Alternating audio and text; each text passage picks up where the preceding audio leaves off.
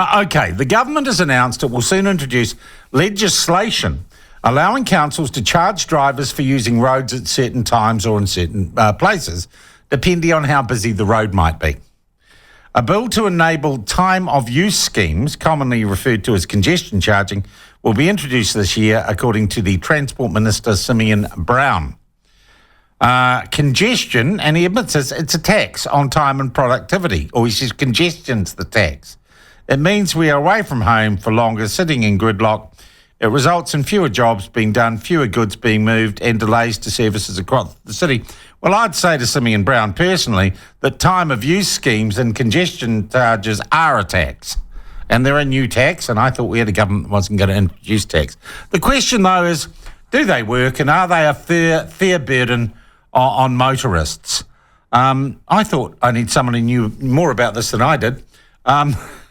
And the AA's Policy Director, Martin Glynn, is certainly such a person.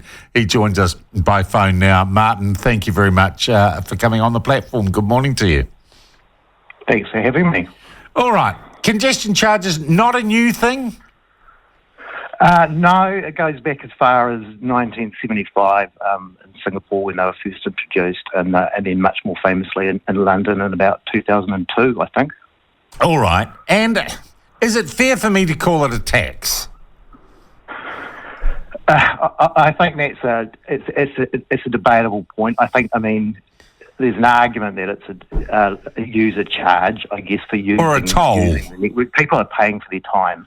Yeah, I think it's reasonable to call it a toll. I think perhaps people don't use that term because generally when people think of tolling, they think it's paying for a new road, and of course congestion charging is something completely different. Okay. Where in New Zealand might, or were this legislation to pass, is it most likely to be introduced? First and foremost, Auckland. It's been looked at in Auckland since about 2006, and the congestion problem is obviously much greater than any other city. It's also been floated for Tauranga. It's something that Tauranga City Council looked at last year in partnership with NZTA, and they got a sort of a resounding rejection from residents. Wellington City Council has also touted it, but they seem to be a bit confused there.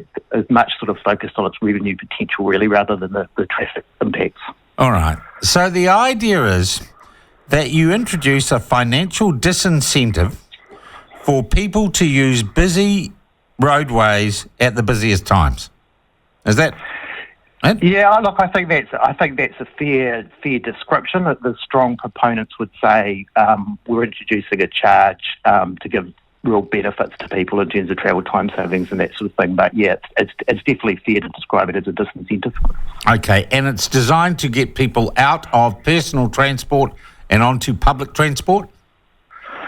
It's first and foremost, it's designed to make them think about when they need to travel. So some people may not need to be on the network at congested times, but also, yes, if they have other options in terms of public transport. Yeah. Martin, it strikes me, though, that most people, when do we have the most congestion?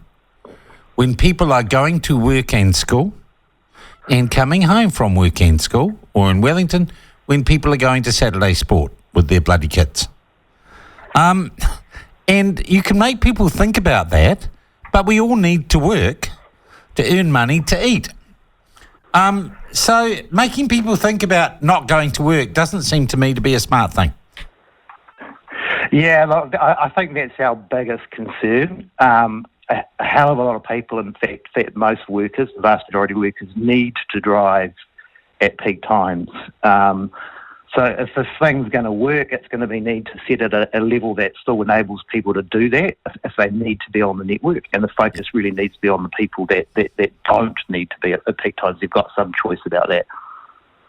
Martin, I'd also ask, how do you set a congestion charge if it's not a toll, so you don't have to work out how much a road's going to cost, right? You get what I'm saying? Yep. But then my question is, so taxes are best applied when they've got a reason. This seems to be like a method of coercion So just exactly what the charge is and what impact that has is really, I mean, how long is a piece of bloody string, really? Yeah, I think that'll be the kind of huge question in whether it can make it work. There is some technical. There's a technical basis to it, and that the transport planners use models which have all things like how much people value their time at certain parts of the day and what they might be willing to pay. But in the end, it ends up being a guesswork as to how much traffic they want to get off the network to get the results that they're wanting in terms of better travel times. And they could just build more roads and better roads, man. And does this de-incentivise our transport planners to build better roads that can handle more volume? Well, the Minister in his announcement has been reasonably clear they're going to carry on with the road building and the public transport. But the reality, particularly for Auckland and Tauranga, with the geography, so Auckland being squeezed between two harbours and all the built-up area. So if you know Auckland reasonably well, the sort of triangle between Albany, Manukau and Westgate, it's really difficult to build more roads in that area now, and that's certainly above ground. They're increasingly unpopular.